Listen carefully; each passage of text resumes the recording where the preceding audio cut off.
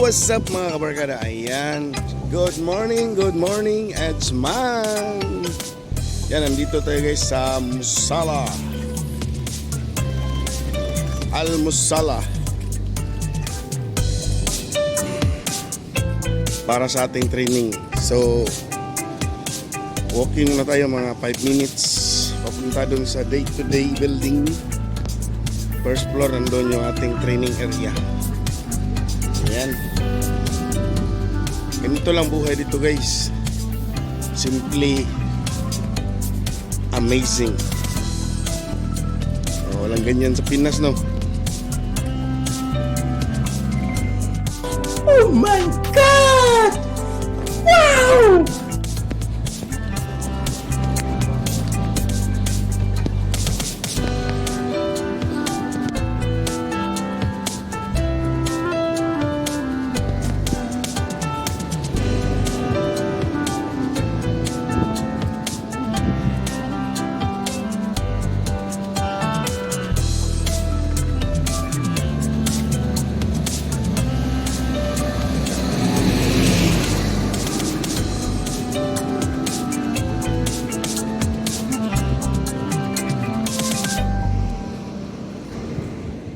So ayan guys, nandito na tayo guys. Yan, nadaanan ko si kuya na may mentora.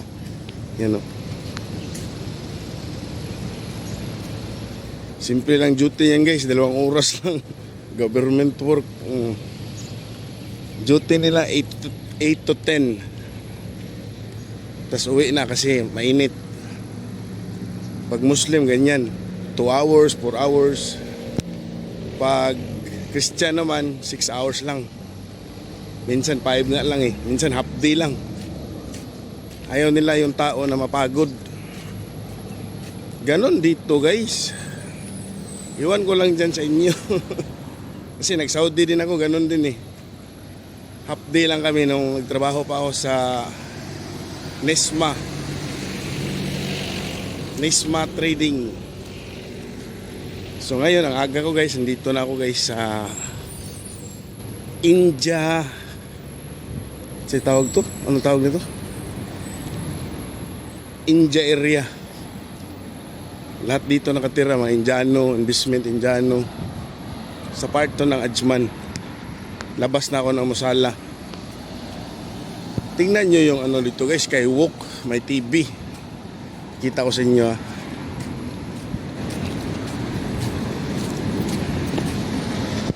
Yan ginawa nilang skywalk guys. May TV, flat screen yan, malaki yan oh. Itams. Yung building na yan, puro yan mga ano, mga Nigerian nakatira. So okay naman. 7:30 AM in the morning, malamig. So nandito na ako sa day to day. Yan ang bigay sa akin ng schedule ko. Yan o. Day to day building, first floor. Kaso sarado pa. Saan kayo tayo makakyat nito? Napin natin ang entrance guys. So update ko na lang kayo mamaya guys sa aking training. So ayun, wrong turn. Nasa kabila pala yung entrance. Ikot na naman tayo guys. Ikot na naman tayo. Ayan, may TV naman sa kabila. Oh, may TV din dyan. Magkabilaan yung TV guys. Malaki yan guys. Nasa ano yan? Ilang block yan? 1, 2, 3, 4. Siguro 8x4. Mga 4 na plywood. 4 na plywood yung haba.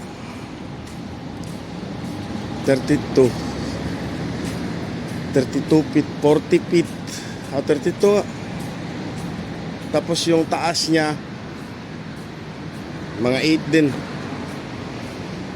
Mataas pa sa tao. So dito tayo, ikot tayo dito. Dito pala yung entrance. Anak na titing. What the fuck?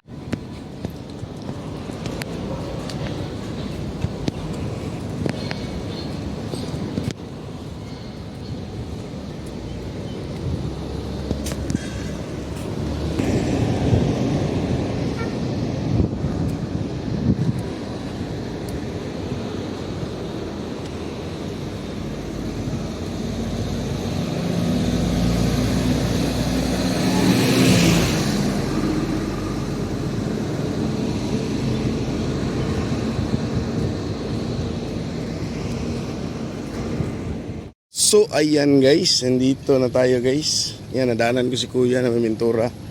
Yan o. Simple lang duty yan guys, 2 oras lang. Government work. Duty nila 8 to 10. Tapos uwi na kasi mainit. Pag Muslim ganyan, 2 hours, 4 hours. Pag Christian naman, 6 hours lang. Minsan 5 nga lang eh. Minsan half day lang. Ayaw nila yung tao na mapagod. Ganon dito guys. Iwan ko lang dyan sa inyo. Kasi nag-Saudi din ako, ganon din eh. Half day lang kami nung nagtrabaho pa ako sa Nesma Trading.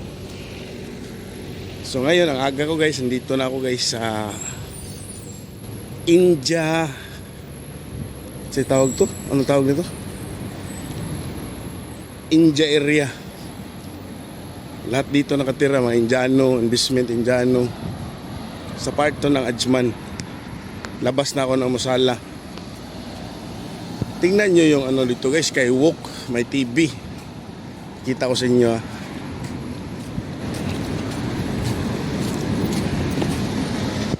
Yan ginawa nilang Skywalk guys. Oh. May TV, flat screen yan, malaki yan oh. Itams. Oh. Yung building na yan, puro yan mga ano, mga Nigerian nakatira. So okay naman. 7:30 AM in the morning, malamig. So nandito na ako sa day to day. Yan ang bigay sa akin ng schedule ko. Yan oh. Day to day building, first floor. Kaso sarado pa. Saan kayo tayo makakyat nito? Napin natin ang entrance guys. So update ko na lang kayo mamaya guys sa aking training. So ayun, wrong turn. Nasa kabila pala yung entrance. Ikot na naman tayo guys. Ikot na naman tayo.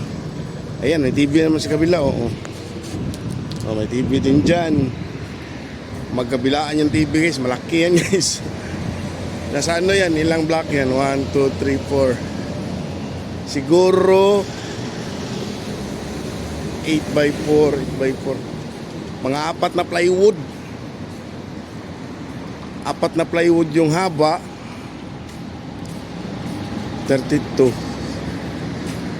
32 feet, 40 feet. 32 nga. Tapos yung taas niya mga 8 din. Mataas pa sa tao. So dito tayo, ikot tayo dito. Dito pala yung entrance. Anak natin iting eh. Yun nga, ang aga natin. Alas 9 pa pala ang bukas. 7:30 pa lang. So may 1 hour pa ako, 30 minutes. Saan kaya ako pupunta nito no? Ito yung lugar dito. Yan, maliliit lang building dito guys. Hindi kagaya sa Sharjah, Dubai.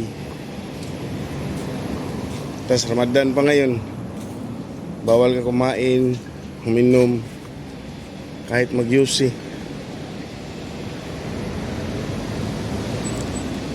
So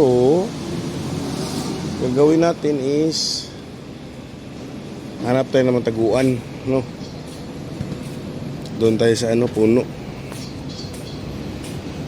Ayan, sa mga bago pa sa aking channel, don't forget to like, share, and subscribe.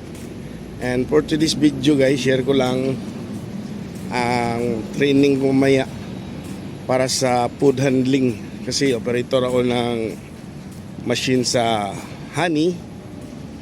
And dati operator din ako ng machine sa cheese. So need mo talaga ng hygiene, proper training, proper sanitation. Kailangan mong i-undergo ng training ng government para makuha mo rin yung mga bagong steps. Kasi hindi lahat ng machine pare-pareho ng oras sa pag-sanitize. Pare-parehong chemical na gagamitin. Tapos may mga ano yan sila, bagong chemical na ginagamit, mga bagong brand na pasok talaga standard. So yun yung pag-aaralan mo kung isa kang operator sa machine na ginagamit pang food processing. So update lang tayo mamaya. So ngayon tago na tayo dito kasi ang aga ko. Ganyan ang Pinoy, maagap. Update lang kayo guys.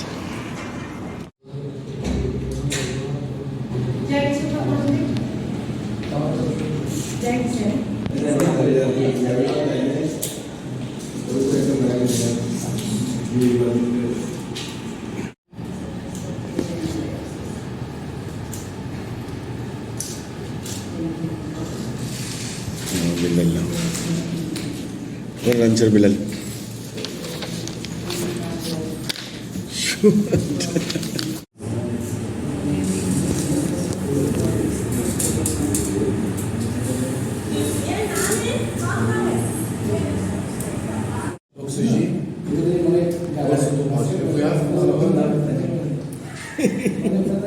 Explain. This bacteria part, how to make bacteria part.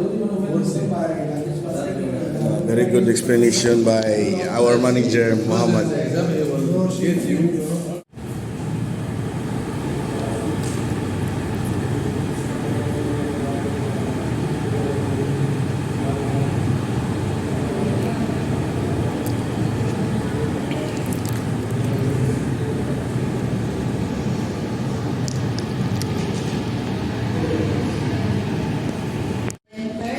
You have to reach it properly, like this.